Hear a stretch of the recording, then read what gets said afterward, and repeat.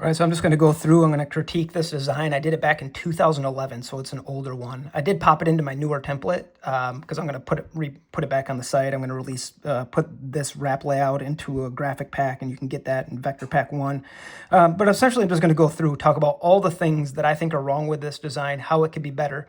And I think that that will help you as a designer as you see the things that I'm thinking through. There might be areas in your own designs that you're missing or you're not thinking through in a particular way. And so just seeing the critique allows you to it expands your brain, it expands your skills. It really just helps you look at things with a more critical eye instead of just accepting, oh, that's good enough, right? Because when you look at this design, you can look at it and be like, oh, it passes the eye test. Like you can read the number, you can read the sponsors. There's not like weird contrast happening in the design. But there's definitely some overall issues that can be refined and help it look better. And I'm just hoping that the tips that I give you here will help you working forward with your designs, that you'll be able to implement some of these if the context provides in the design. And I always think of designs too, like I never think, like this is my skill set. This is all that I do. Like I'm not ever going to be better than this. I think of every design as practice and getting better. So you're getting better and more refined. You're learning new skills. You're learning new practices, and you're also learning what your preferences are. Like as a designer, I'm going to have preferences that other designers are not going to have. So I try not to use those types of things in my criticisms or critiques. Like it's a preference thing, not like a design rule, right? Like color theory. So if somebody, like for instance, if somebody's like, I like to use, purple in my designs a lot to highlight things. Now that's between you and the client, but I don't say, well, I don't like purple, right? And so I try to keep it more of like, what is objectively happening on the wrap? How can it be improved? And I'm not trying to change the style or anything like that. So every wrap design is really about refining, getting better, making different choices, learning, discovering your creative preferences and things like that. So this is 2011. This is one of my first designs that got printed and put on a real race car. It was super exciting to me at the time. Now I look back at this and I'm like, this needs work. There's some really obvious and glaring problems with it. Not just the style. I'm not talking about the style, just the practice of design itself. So I'm just going to start ripping into it. I typically start, this is just a flat JPEG, but I typically start with the number itself. So the number to me is the driver's brand, specifically like on dirt modifieds and late models and just oval racing in general, because it takes up so much real estate on the car that it's such a significant portion of the design piece. And so even making this as unique as possible for each individual driver really helps for that car to stand out for that person. I didn't really make this unique. I just typed it out and slanted it. It looks like maybe 20 degrees. I can't really remember, but to my naked eye, it looks like it's 20 degrees.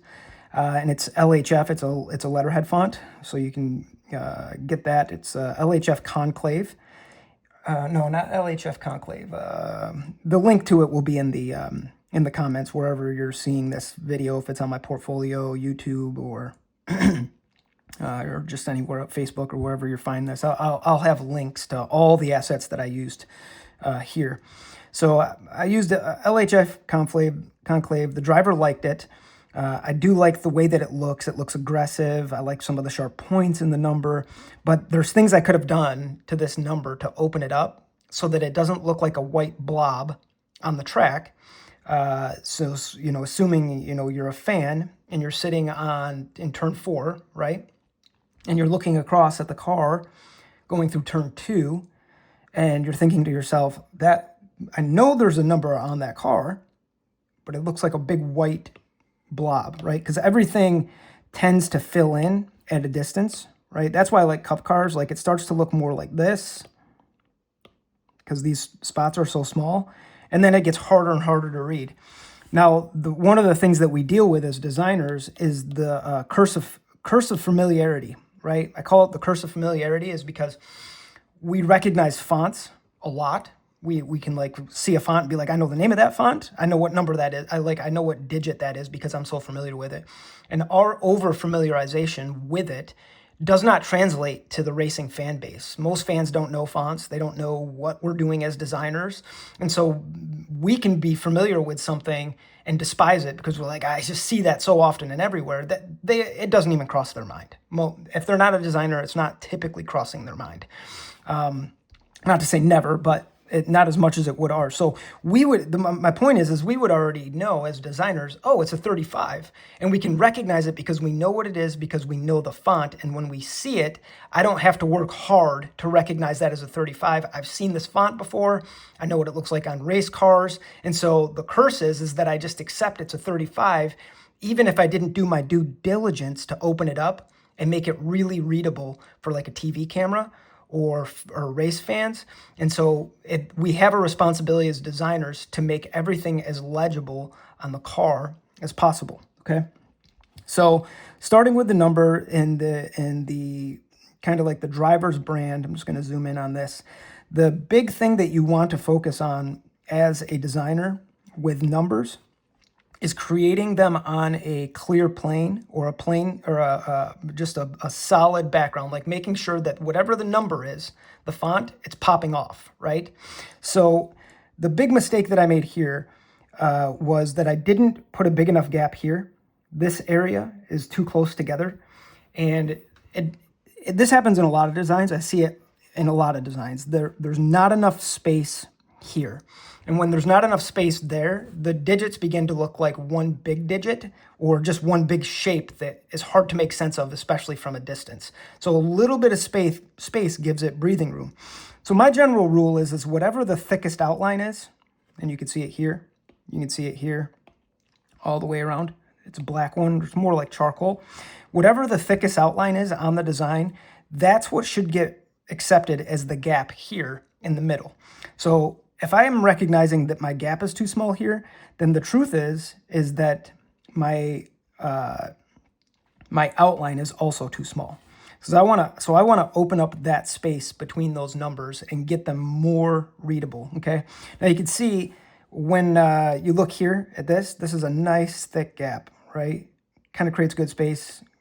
Create some pretty good space right here, okay? But when you look at the three is was built just completely different.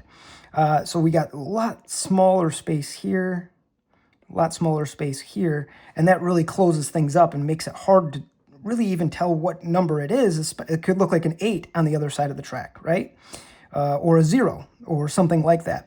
And so what I would do before I ever slanted this at the 20 degrees is I would take this and move it down. I should have pulled this down so that this gap here was equal to the gap here, or even made this one bigger and this one a little bit bigger, right? And then make that gap also as big. So don't just trust your font author to like make it the way that it should be. Always think you could customize. You could pull points and move things around and get them in a way where it really opens things up, and then the number becomes a lot easier to read, okay?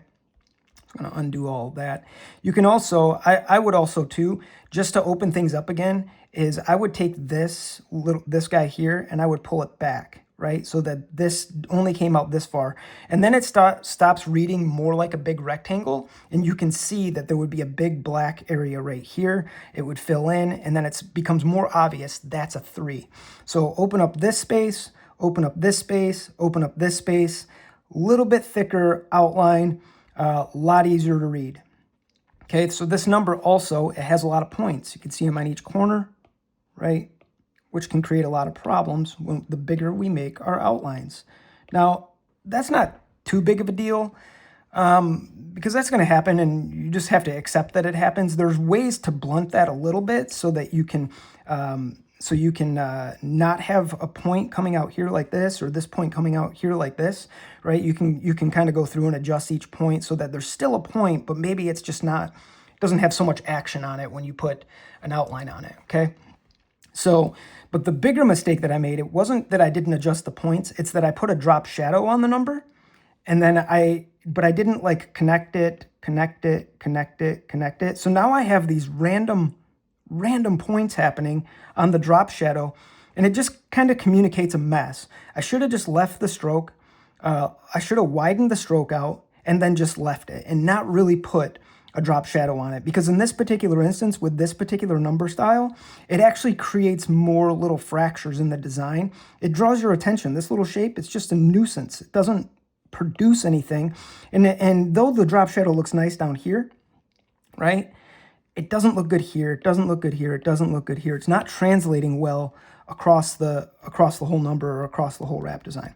Okay, so I would say I should have eliminated the drop shadow, made the outline thicker, and then just left it, because really what I'm trying to do is create ultimate readability for the number. Okay, so I'll move on from the number, go on back here to the main sponsor. Now, I typically think of, especially dirt modifieds and dirt late models, but I typically think of them as your eye is actually first, no matter who you are. I think your eye first hits here, then we go back, right? And so the way I think about it is more like a kind of like a triangle, right? So it's like, this is how our eye perceives the car. And one way or another, maybe it's this way a little or that way a little, whatever. But our eye looks and then is drawn to the primary sponsor. So this is typically where the primary sponsor goes on these cars.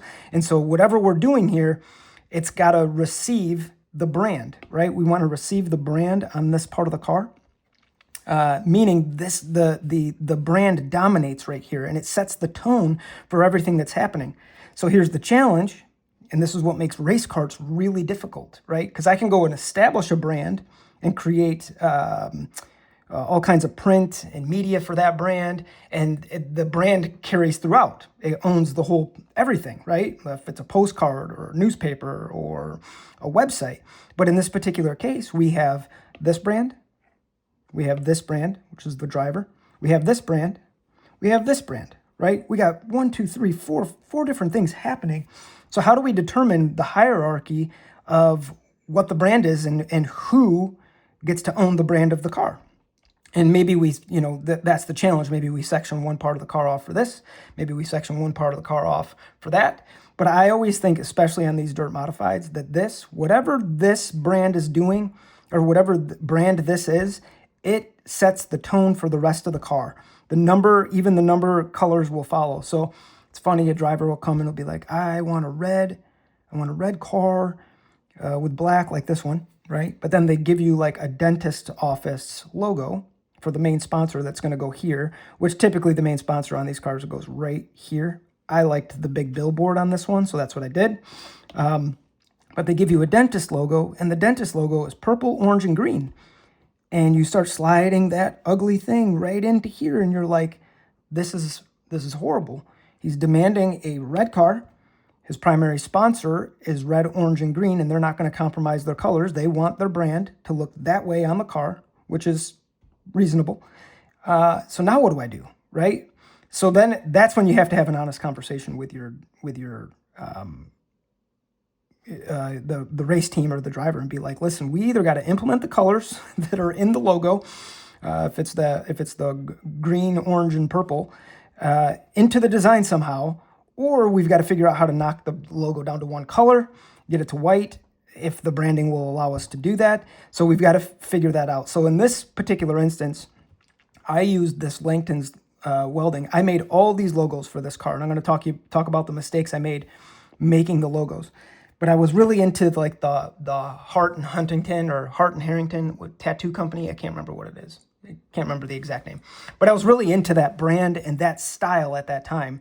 And I don't think of it as an out-of-date style or anything like that. I don't think of it as like I did that, back in 2011. I don't do that anymore. I think of them as tools in the tool belt. This is a style. This is a tool in my tool belt. I can always go back to this if I want to. If I want to create another design similar to this or with this similar style, this is just another ability that I developed in all of my creative abilities. In other designs, I might not do any of this, right? I might do something totally different. So, but they really liked this style. The race team did, the driver did.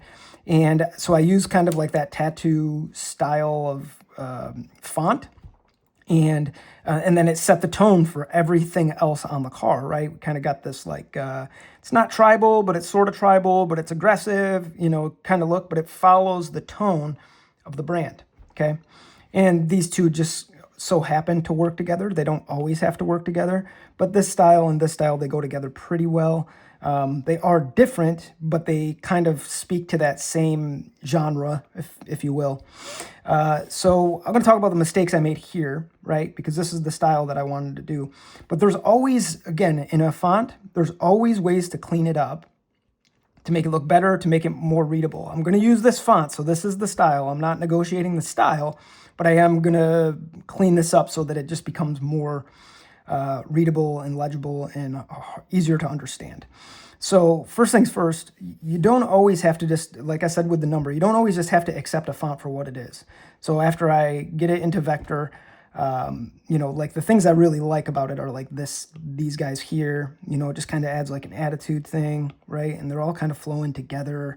You got these little pieces here doing that. So I don't want to negotiate that, but there are things in it that I can change that would help the design along without changing the style. Let me undo my circle here. So I'm going to go ahead and change to black. So the first thing that I notice is my A and my L are touching, and close up, that's fine. But when it gets to a distance, I'm probably going to want some space in there just to help those separate and become clear, because that's actually pretty hard to read as an A. So even getting this like rounded a little bit might help us. And then I would want to actually ditch this guy altogether, right? Still says N, right? The N didn't change. I just got rid of that, and I would be able to pull these maybe a little closer together, okay? And what that would do is it would shorten up my sponsor and allow me to make the whole thing a little bit bigger. Because this one isn't interfering with anything, I would leave that one, okay? Because it's the in-between ones where it's like you got a little thing here and a little thing there, and it kind of like muddies up the whole thing. So again, I would do the same thing here. And it looks like the font, it didn't have a matching apostrophe. This might have been the demo font, I can't remember. And so it didn't have the apostrophe that fit, so I would find one that did fit. I would probably just like take a piece of like one of those little loopy things, and I would have just put it in there to match the style. But see, even with those cleared out, it still keeps the same style. It's pretty cool looking. Maybe I would start negotiating these, right? Just to get that L to look more like an L and less like there's a curly Q going the opposite direction. It looked a little bit like a candlestick. And then, maybe even closing this up.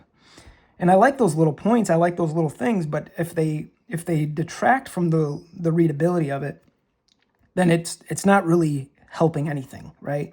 And so just cleaning things up, tightening things up, and then even being able to make it bigger because you do that really helps along the way. So that would be my critique on that. And I'm going to take this whole design. I'm going to change everything on it, okay? And then I'm going to re-upload it to my portfolio with all the changes made on it. And you might be on the portfolio page. If you're not on the portfolio page, you're in the link. It'll be in the comments, okay? So I'm not exactly sure what I was doing here with this Tillman service thing, septic service. Probably at some point I thought in my mind, I just want it to look different than white and white. But I probably should have just stuck with my system and did Tillman white, thicker black outline, kind of match what was going on here with the sponsors.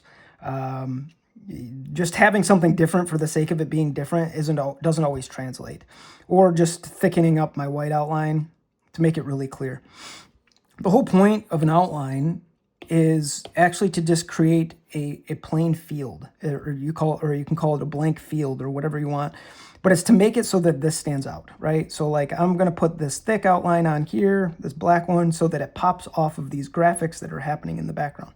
Okay, so if I'm thinking to myself that I'm just adding outlines because I want to decorate, you're not thinking about the purpose of it. You're just thinking about adding stuff because you saw somebody else do it.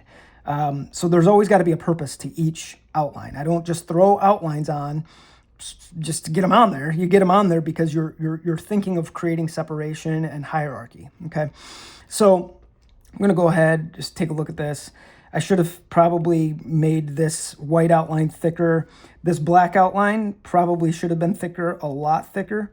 And this font, unless it was demanded that I use that font, I probably shouldn't. I think that's A&S Extreme Script.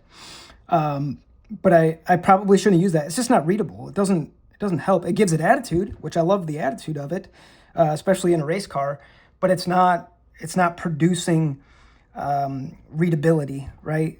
And then, you can see right here, I got like a little white gap there, got a little white gap right here. So there's all these little spots, like this is creating confusion here, a little bit of design confusion there. So, if I just thickened all the black up a little bit, it would close up all those little areas, make it readable. Maybe I would open up this little guy here just so you can make it clear that it's an E. Maybe a little separation there for the I to the T, that kind of thing. So I'm always adjusting and trying to make things better than what they, let me undo that, better than what they were maybe when it was first typed, okay?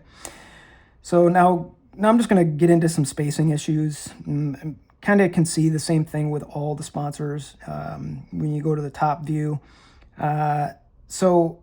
But you want to kind of follow that same hierarchy stuff that I'm talking about with each sponsor, making it readable, understanding the relationship between these two things.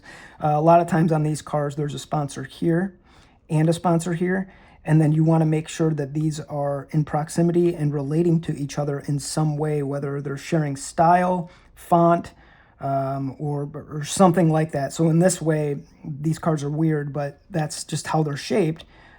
Like I said, it's the triangle. There's a triangle effect happening, and drew a rectangle, so that's nice. All right, so now I'm going to talk about just some contrast issues and some issues with the not the colors, but just kind of the placement of shapes. First of all, the number has too much. There's just too much space down here, right? And another thing is that I just loved to do this back then, and I still like doing it now, is I liked putting the driver's name under the number. But when the driver's name is a part of the primary sponsor, it becomes redundant. There's not really a reason to put his name here and have his name here. It says Langton's twice on the car. Langton's and then LinkedIn. So why do that, right? So this one, I should have brought the number and pulled it down a little bit more, right? Closed up some of that space. And then we could have ran some contingencies down here. I could have asked him if he wanted them run down there. Typically on cars, if you don't print the contingencies, they're going to stick the contingencies. You got to leave the space for them. And they're going to fill in this area here.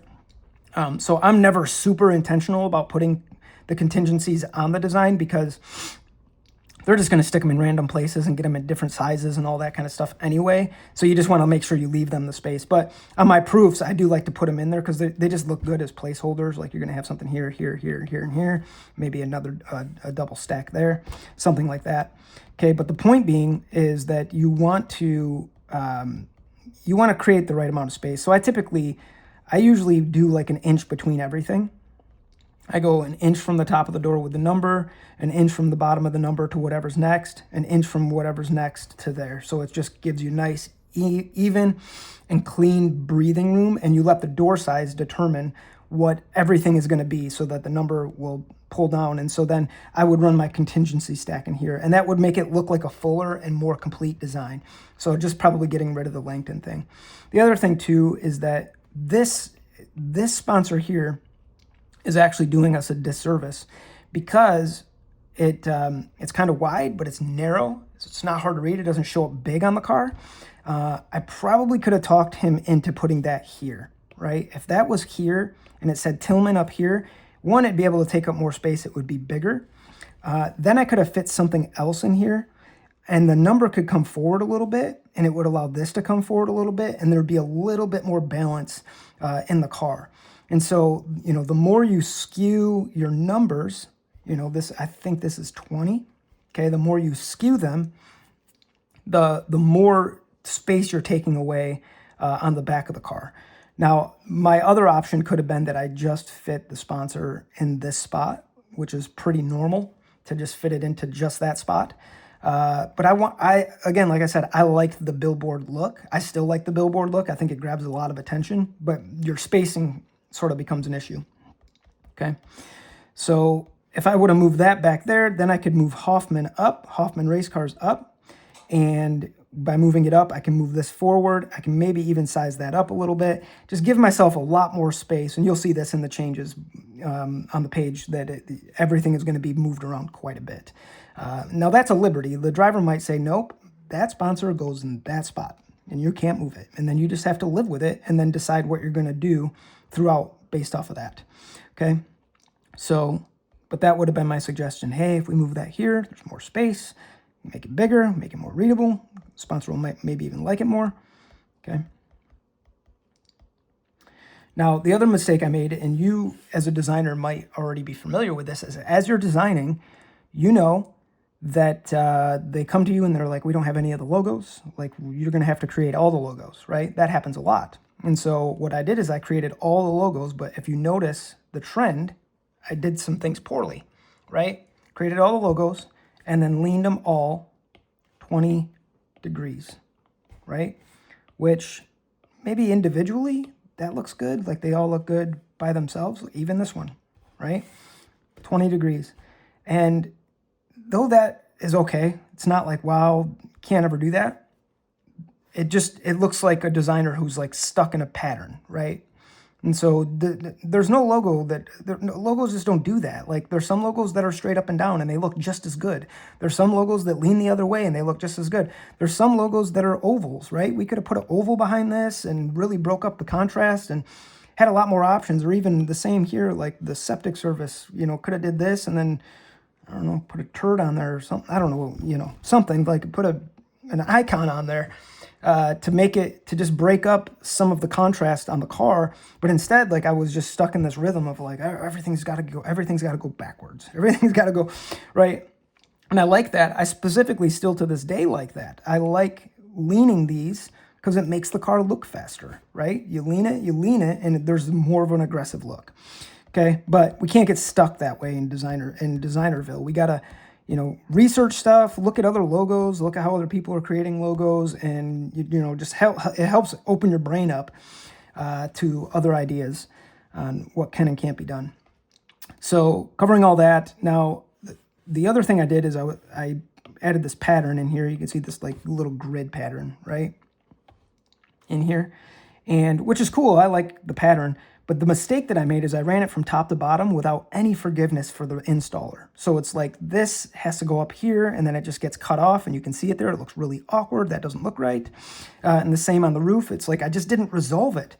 Well, if this is the general red plastic color, right, I'm going to have a swatch in my design that's going to match that plastic color so that I can match the plastic color to things in my wrap design.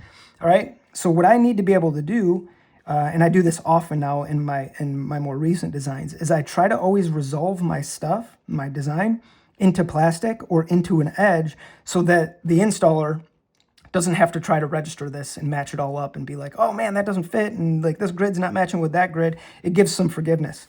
So what I should have done is I should have got the swatch for this plastic and then used that red and faded the pattern out right here so that the pattern can be nice and dark right here. I still get the detail of it, and then fade it out before I get to the top to resolve it so that it just resolves to this red. You'll see it in the updated version. I'm gonna do that. Probably even get rid of these two dark red things because they're creating a registration problem. And you can see it right here, right? You see that? It's like black and then a silver thing. I'll probably leave that. I'll probably be okay with that. It's not perfect or ideal. If I want to create an issue for the installer, I can run another silver thing that comes off and goes back down and fill this in with black. So it'll look like more something like this.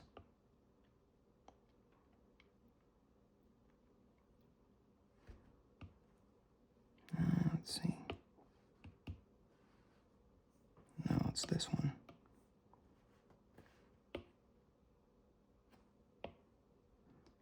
Right?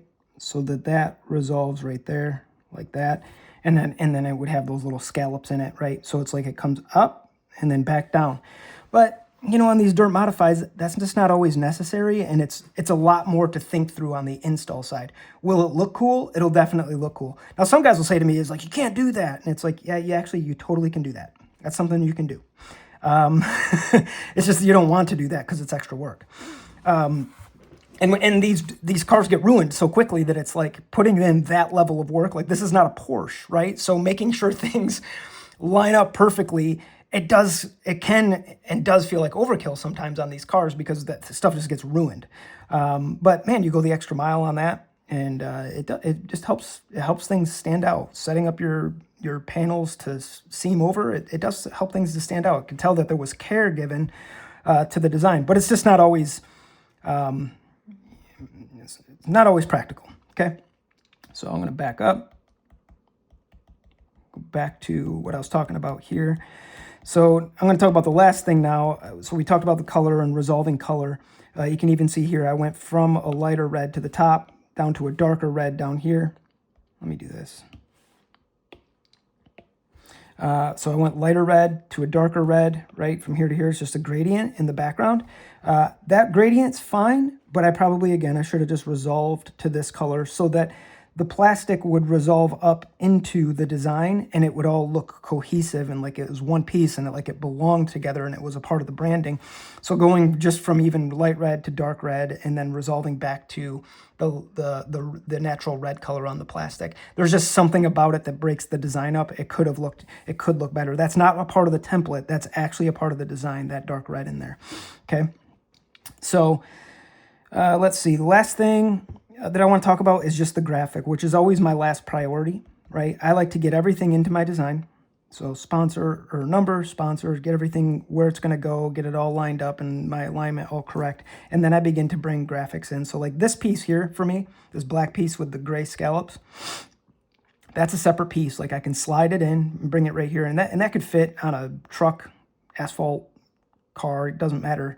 But you bring it in and you put it in place.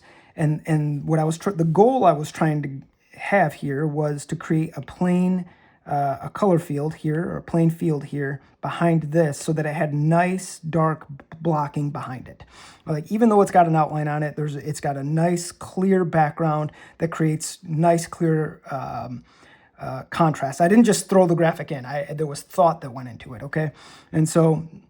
Always with your graphics, you should be thinking, how do I block out and make things more readable and put it in a position that flatters the sponsor, flatters the number, right? So it's not just sliding stuff in. I see a lot of guys do that. They'll buy a graphic from me or they'll just get a graphic from like Shutterstock or whatever, and they just slam it in. And it's like, well, it's very obvious that there wasn't any thought put into that. I appreciate the fact that you're trying, but we have to try hard enough.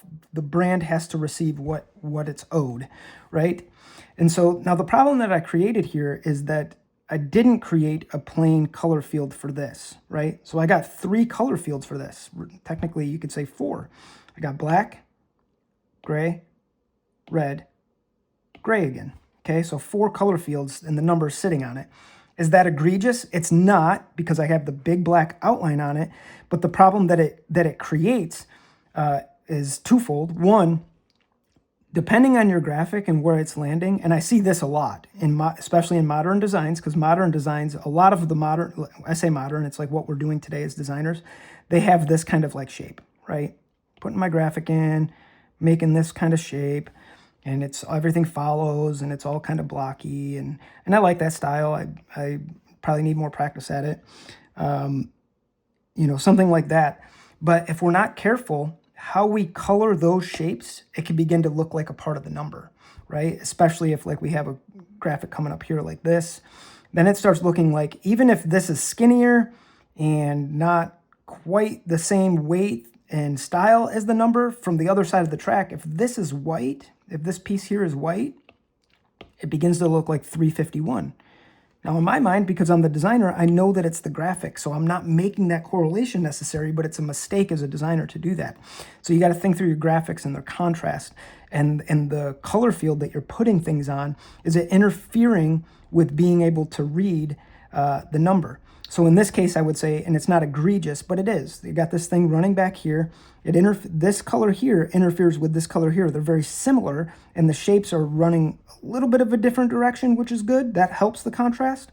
But it kind of like starts looking a little bit random, right? And then it interferes with what's actually happening. So it probably would have been better And I don't know that I'll do this, I might not change it, but if I like pulled this up a little bit and pulled it back a little bit and got this into the black and kept this mostly in the red with maybe this corner here touching the black, and then kind of keep it the same here. I like the balance of it. I like the where things have landed. I don't necessarily like how things have landed on top of it. And I didn't put that thought into that back then. I was just kind of like, there's the sponsor, I got the sponsor, I got it in a clear spot, and then I was letting other things land randomly a little bit. You know, I could probably clear out these. These aren't adding anything to the design. You know, a lot of times we just leave that kind of crap in there, and it doesn't add anything to the design. It just, you know, we just don't think to clear it out.